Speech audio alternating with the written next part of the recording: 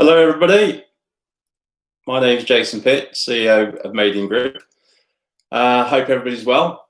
I just wanted to do a live video on YouTube, which I'll be sharing it later for those people that are not able to tune in straight away. And I just want to talk about a new project which we're launching called Made Futures, and it comes off the back of some investment we made earlier this year with Back in Britain project, which was a virtual exhibition platform. And I just want to talk to you a little bit about why we've decided to do this and what the idea came from. When I was growing up, I did A-levels, but I didn't do university. But I always felt that if you put the work in, you could achieve anything. There's a lot of social mobility, a lot of job opportunities, a lot of traditional industries. There's a way for you to get from point A to point B. Yeah, sometimes without the traditional academic route. And obviously now we've gone more towards an academic route. Universities become a sort of standard qualification as opposed to being a prestigious qualification. But, you know, I really feel that we are crushing the next generation. And I think the Prince's Trust in a recent article said that we're risking a lost generation. And these are people that are going to build our future. They're going to build Britain's future, and they're going to build the world's future. These are the people that look after us when we get older. And, you know, there's a challenge here, isn't there? We've got a couple of challenges. I think the first challenge is we are experiencing a complete lack of leadership at the top of our government. And I don't want to be too political because it's difficult times, but I thought, well, you know, you can all be frustrated about how we're being led and some of the policies that governments and scientists are implementing that are damaging our economy, damaging people's lives.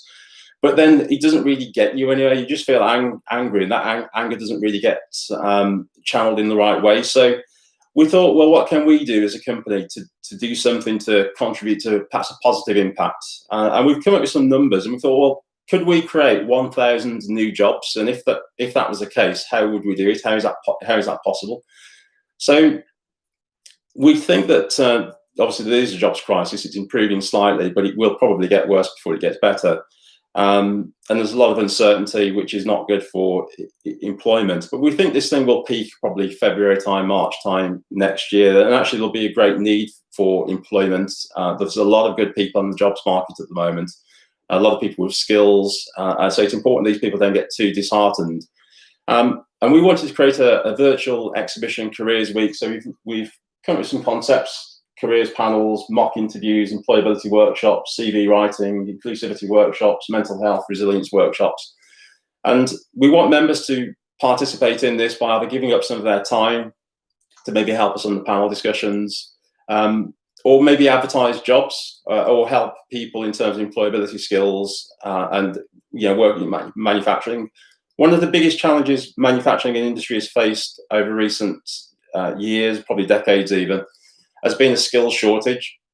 Now, in the short term, we've actually bridged that because we've been able to recruit people from the EU and further afield who are working in our factories and actually plugging the gap and solving a problem. But we didn't actually solve the problem necessarily ourselves. And instead, what we did was we put a lot of people into universities.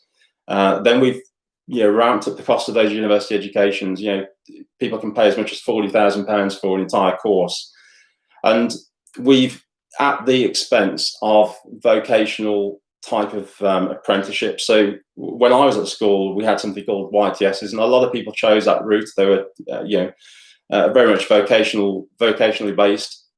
They do a lot to solve inequality in economies, because we can't all be doing one type of job, and you do need a mixed economy. You need mixed services. So we're obviously very dependent on service sector.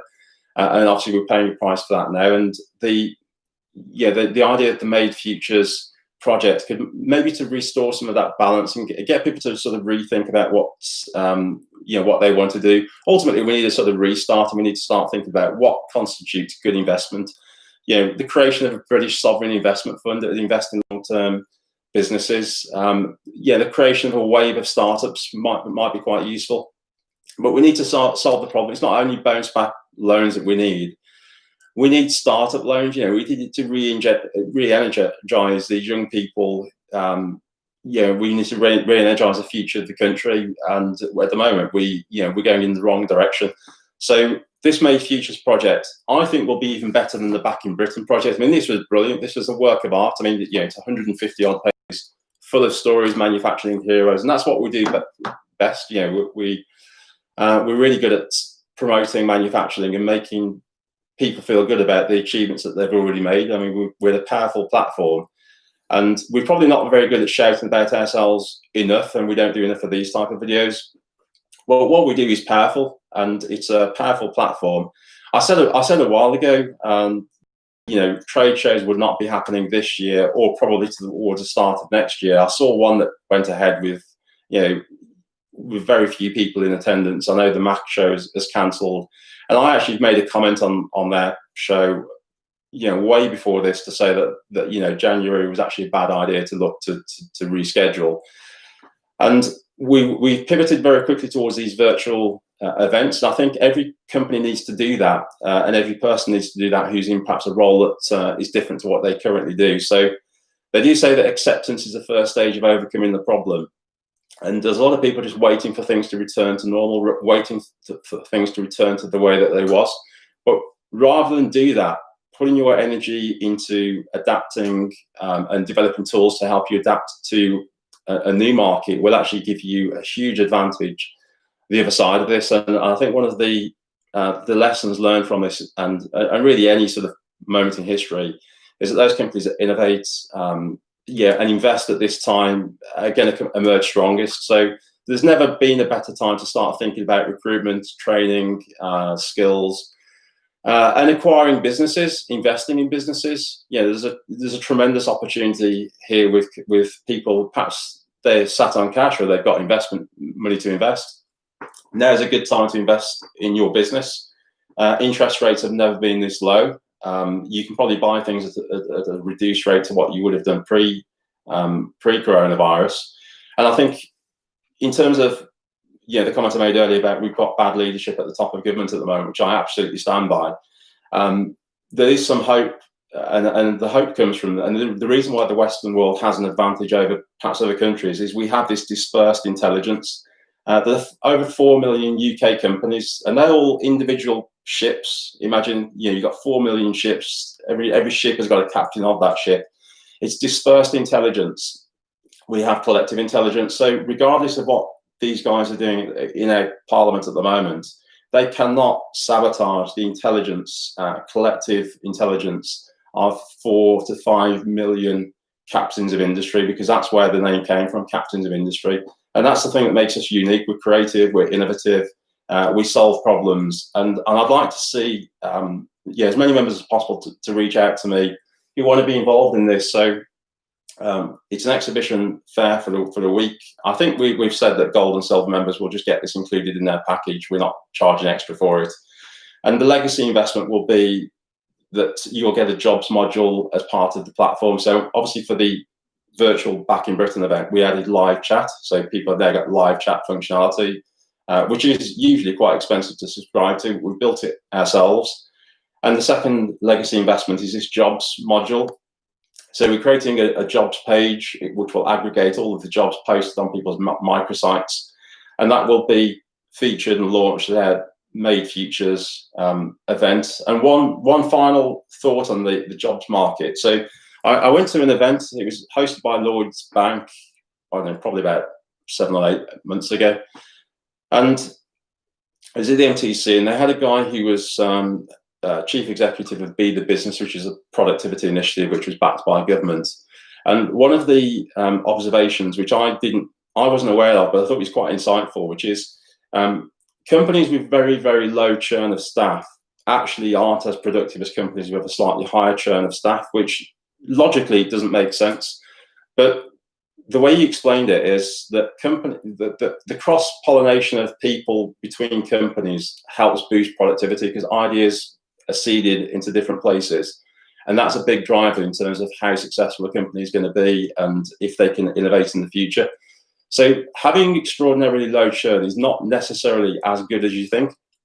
So a little bit of churn, a little bit of people moving around and swapping ideas actually can benefit companies. So this sort of huge churn that we're seeing at the moment, it's not just people losing their jobs, but you'll see on LinkedIn, chief executives, MDs, directors, sales managers, they have the green icon on their LinkedIn page. They are, some of them are selling their companies, some of them are moving jobs.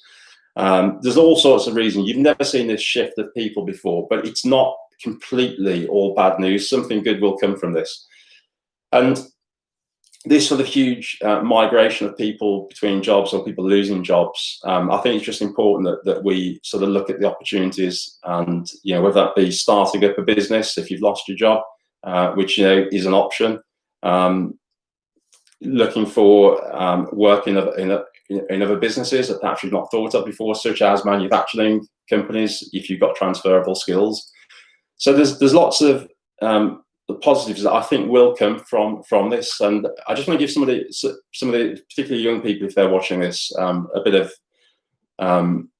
hope. When we had the Spanish flu back 100 years ago, that was obviously a bad time in history because it also coincided with World War I. So it was sort of towards the end of World War I, and then you got this sort of huge pandemic at the same time. So that it was a real hit. But the following decade was called the Roaring Twenties, and that was one of the boom times in modern history, partly because of the huge amount of innovation that was happening during that time. So you put the population under a lot of pressure, a lot of stress. Yes, it's bad, but those are the moments innovation happens. Innovation happens faster during a crisis than it will ever do during ordinary times.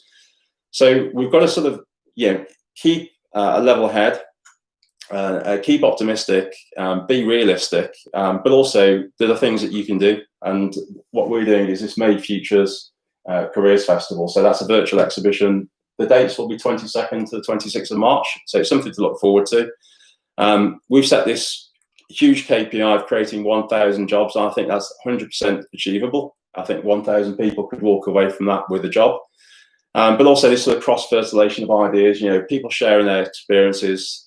We did half sketch out something like this probably a couple of years ago with some former employees, and we decided that the product that we were looking at, it just wasn't good enough for us to put our brand name to. So during this crisis, we've worked a lot harder, a lot smarter, a lot more focused on what really makes a difference, what's going to add value, what would people benefit from. So this Made Futures, we've learned a lot of lessons from this, a lot of things that we would be approaching in a different way in terms of how we promote it, and the run that we've got towards it. We're also producing one of these, by the way. So this 150-page thick, and that's a quality product, that is. Or it's not a magazine, it is literally a book. We're going to do that for Made Futures. So the idea being that perhaps companies within the book can talk about what it's like to work in their company, their workplace. And it's really an opportunity to showcase. So obviously people are familiar with the idea of a UCAS prospectus, or a list of universities and what it's like to work there, or sort of live there, what the region is like, etc. But there isn't one of those for companies. So we decided that we could do that in combination with this sort of jobs module, which will appear on the microsite. So members will be able to post job opportunities on there.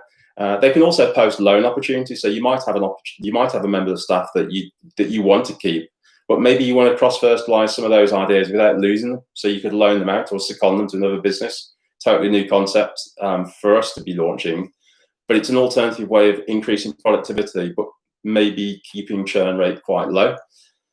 So there's there's plenty of ideas that I think could really benefit members, and we'd like members to get involved, exhibit, promote the jobs page, and we'll be using our collective power, if you like, our collective intelligence, our collective resources to make this work. So individually, if you post an advert on your jobs page tomorrow, nobody's really going to know that's there unless you used to signpost them to it or some other way. But we have 500 companies, all with their own mini websites. It's like a mesh, isn't it, of companies within the manufacturing space. And if you type in, I don't know, Midlands Manufacturing or Yorkshire Manufacturing, or any of the sort of keywords in and around manufacturing engineering, the Made In platform will appear, and traffic is cross-pollinated across and between microsites. So people advertise on a microsite, that goes to another microsite, and the whole thing is like a web that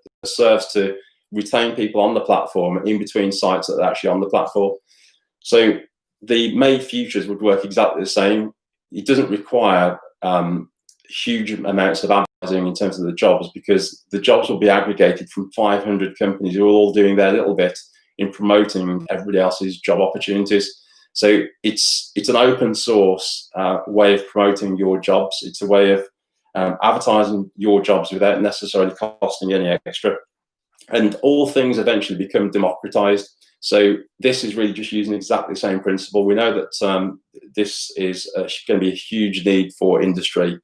And I think there's really an opportunity to reclaim the importance of manufacturing and give people this as an alternative career choice. People can see clearly now that manufacturing has held its own in terms of the UK economy. Service industry has been absolutely hammered, and manufacturing, construction, there's a few other industries that people have perhaps turned their nose up at.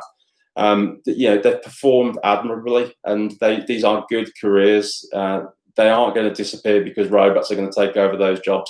They will always be here. There will always be a need. There might be a greater need. So with that, I'd just like to finish by thanking everybody for listening to me. I've gone a little bit longer than I thought I was. And I look forward to your comments. And if you want to learn more about Made Futures, please reach out to us. But if not, we'll be communicating this to you over the next coming weeks. Thank you.